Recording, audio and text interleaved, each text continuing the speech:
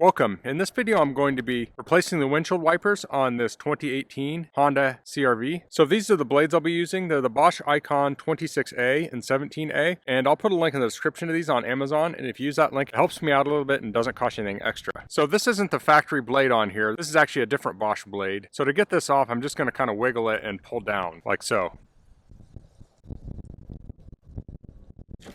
So here's the new blade. I'm going to pinch here. Open it up. This is easier with two hands, okay? You can see the hook on the end here. I'm going to slide that through this opening like so, and I'm going to hook it on this area here.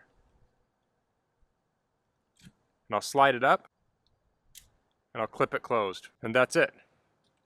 So you just do the same thing to both sides. Okay, now we're at the rear wiper, and for this one I'm using the Bosch H306 rear wiper. So flip this whole thing up, pull the bottom of the blade like so, and this will slip right off. If you look at this, you have this little groove, and on the blade you have a pin, so that needs to be in this orientation. So you'll want to put this in the top groove.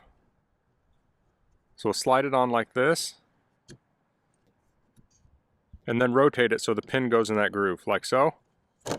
And that's it. So that's all I'm going to cover in this video. If you have any questions, please leave them in the comments. If you like this video, please click like. If you haven't subscribed to my channel, I'd appreciate if you could do that. And thanks for watching. Until next time, goodbye.